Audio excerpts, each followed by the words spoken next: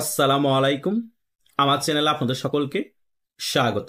গত একদিন আগে বাংলাদেশ আওয়ামী লীগের সভানেত্রী শেখ হাসিনার ছেলে সজীব ওয়াজেদ জয় ইন্টারন্যাশনাল একটি মিডিয়ার মধ্যে সাক্ষাৎ দিয়েছেন। তিনি সেখানে ক্লিয়ারলি বলেছেন, বাংলাদেশ আওয়ামী লীগ ছাড়া বাংলাদেশে কোনো নির্বাচন হতে পারবে না এবং বাংলাদেশ আওয়ামী লীগের কার্যক্রমের উপর যে নিষেধাজ্ঞা দেওয়া হয়েছে সেটা অতি শীঘ্রই তুলে নিতে হবে। শুধু সজীব ওয়াজেদ জয় এই কথা বলেনি, বাংলাদেশের মধ্যে আরেকটি রাজনৈতিক দল আছে জাতীয় পার্টির চেয়ারম্যান জিএম কাদের, তিনিও ক্লিয়ারলি বলেছেন বাংলাদেশের মধ্যে জাতীয় পার্টি এবং আওয়ামী লীগ ছাড়া কোনো নির্বাচন হতে দেয়া হবে না।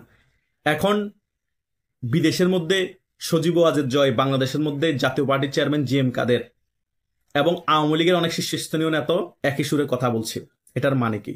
এটার মানে হচ্ছে বহির্বিশ্ব থেকেও কূটনীতিকভাবে চাচ্ছে বাংলাদেশ আওয়ামী লীগ বাংলাদেশের রাজনীতিতে ফিরে আসুক এবং শেখ হাসিনা পূর্ণ শক্তি নিয়ে দেশে ফিরে আসুক এবং আগামীতে যে নির্বাচন হবে সেই নির্বাচনে আওয়ামী লীগ অংশগ্রহণ করুক।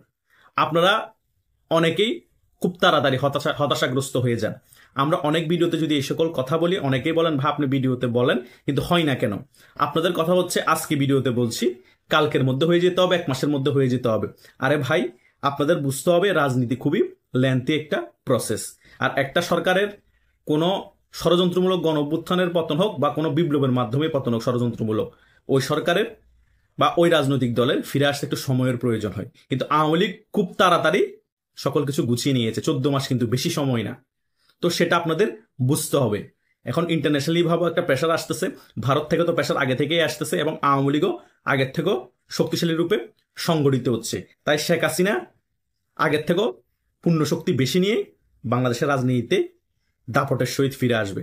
সেটার জন্য হয়তো আমাদের অনেক বছর অপেক্ষা করতে হবে না, খুব শীঘ্র হবে। কিন্তু সেটা আপনারা মনে করেন একজাক্টলি একটা ডেট বলি, একজাক্টলি একটা মাস বলি। আরে ভাই, কোন টাইমে কি পরিবর্তন হয়ে যায় সেটা বোঝা যায় না। তাই আপনাকে একজাক্টলি সময় বলা যাবে না, কিন্তু খুব তাড়াতাড়ি হবে সেটা আপনাদেরকে ধারণা দিতেই পারি। তাই হতাশাগ্রস্ত হবেন না, উজ্জীবিত থাকেন, আগামীতে ভালো সময় আসছে। বিএনপি আওয়ামী লীগের মতো প্রায় কাছাকাছি বড় দল এবং ভোট পার্সেন্টেজও কাছাকাছি। বিএনপি 2001 থেকে 2006 সাল পর্যন্ত ক্ষমতায় ছিল। এরপরে যখন বিএনপির পতন হয়েছে, বিএনপি এখন 19 বছর ক্ষমতার বাইরে, এখনো ক্ষমতায় আসা নাই।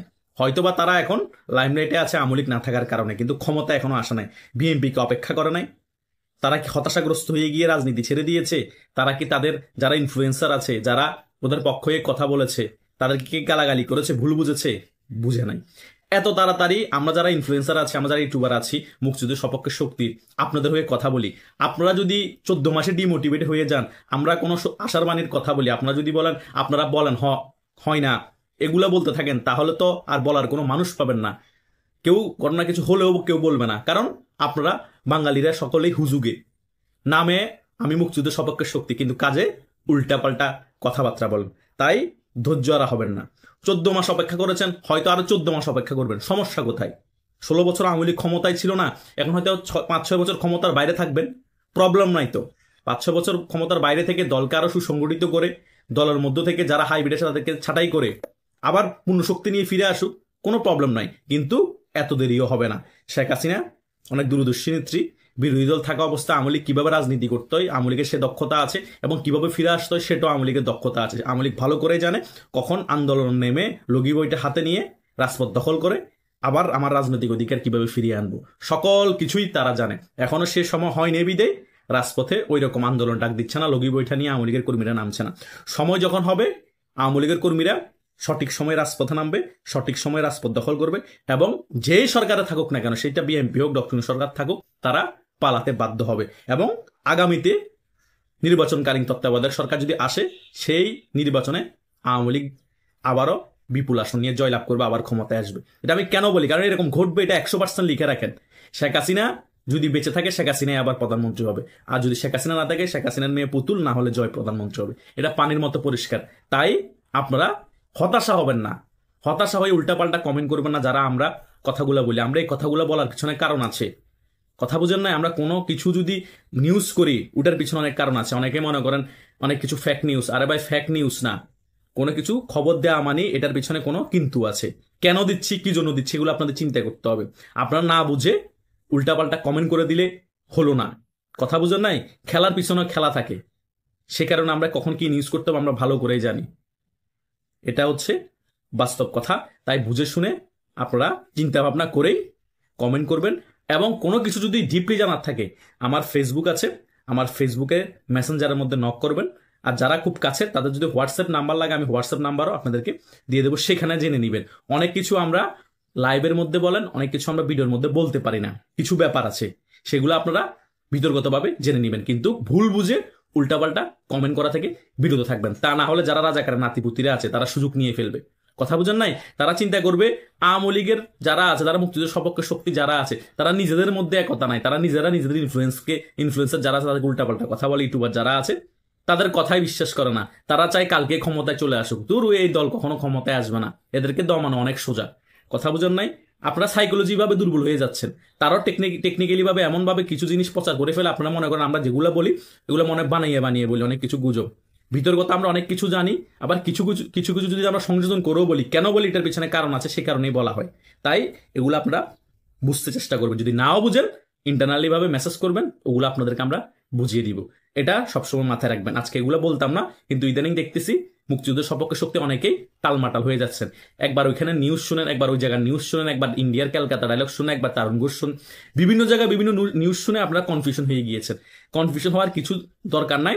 আপনারা স্পেসিফিক ভাবে কয়েকজন ইউটিউবারের ভিডিও শুনবেন।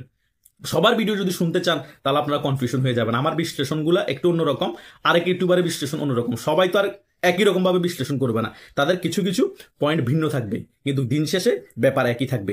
আওয়ামী লীগ যে পূর্ণ শক্তি নিয়ে ফিরছে সে ব্যাপারে আমরা যারা মুক্তিযুদ্ধ সপক্ষের শক্তি তারা একমত। খেলা আস্তে আস্তে অনেক কিছু ঘুরে গিয়েছে, যা বাস্তবে দেখেন বিতর্কত কিন্তু সেই অবস্থা এই সরকারেরও নেই এবং বাংলাদেশেরও পরিস্থিতি নেই রাজনৈতিক। কারণ আওয়ামী লীগ ছাড়া বাংলাদেশের রাজনীতি চিন্তা করা অসম্ভব। আওয়ামী লীগ ছাড়া বাংলাদেশে কোনো নির্বাচনও চিন্তা করা অসম্ভব। জাতীয় পার্টির মতো চুনোপুটি দলও যদি এটা বুঝে তাহলে তো জামাত তারা আগে বুঝার কথা, কারণ জামাত তো জাতীয় পার্টি থেকে ছোট দল। বাংলাদেশের 1 নাম্বার দল যদি আওয়ামী লীগ হয়, 2 নাম্বার যদি বিএনপি হয়, 3 নাম্বার জাতীয় পার্টিকে ধরা হয়। কথা বুঝেন নাই? তাই বাংলাদেশের জাতীয় পার্টি আর আওয়ামী লীগ একটা ফ্যাক্ট। জাতীয় পার্টি না থাকলেও আওয়ামী লীগ তো একটা ফ্যাক্ট, এটা ধরতে হবে। কারণ এই দেশকে জন্ম দিয়েছে বাংলাদেশ আওয়ামী লীগ। যে দেশকে জন্ম দিতে পারে সে যদি বাংলাদেশের মধ্যে কোনো নির্বাচন অংশ না করে, সেটা বাংলাদেশের জনগণও মেনে নেবে না, বহির্বিশ্ব মেনে নেবে না। কারণ বহির্বিশ্ব তখন বুঝে যাবে এই দেশের মধ্যে গণতন্ত্র নেই, এই দেশের মধ্যে ষড়যন্ত্র চলে। শেখ হাসিনার কেন পতন হয়েছে, বহির্বিশ্ব কেন ক্ষোভে ফেসে উঠেছিল যে শেখ হাসিনা দেশের মধ্যে কয়েকটা রাজনৈতিক দলকে কোণঠাসা করে রেখেছে, তাদেরকে নির্বাচন আসতে দিচ্ছে না, নির্বাচন আসলো কারচুপি করে দিনের ভোট রাতে করে ফেলে। এই কারণে তো শেখ হাসিনাকে বহির্বিশ্বের অনেক দেশে মেটিকুলাস ডিজাইন করে ডিপ স্টেটের মাধ্যমে পতন করে। এটাই তো। তো এখনো আপনারা তো সেম খেলা খেলতেছেন। আপনাদের পতন তো খুব সন্নিকট হবে, খুব তাড়াতাড়ি হয়ে যাবে। কারণ আপনাদের সাংগঠনিক দক্ষতা আওয়ামী লীগ থেকে অনেক দুর্বল আছে, আর আওয়ামী লীগের ইন্টারন্যাশনালি বন্ধুত্ব থেকে আপনাদের বন্ধু কিন্তু কম, খুব সীমিত। তাই এগুলো মাথায় রেখে রাজনীতি করতে হবে। তাই এটা মাথায় রাখেন, শেখ হাসিনা ফুললি প্রস্তুত, পূর্ণ শক্তি নিয়ে বাংলাদেশে ফিরছে। কিন্তু তার মানে না যে 1 মাসে 2 মাসের মধ্যে ফিরতেছে, কালকে ফিরছে, কিন্তু ফিরতেছে যে এটা 100%।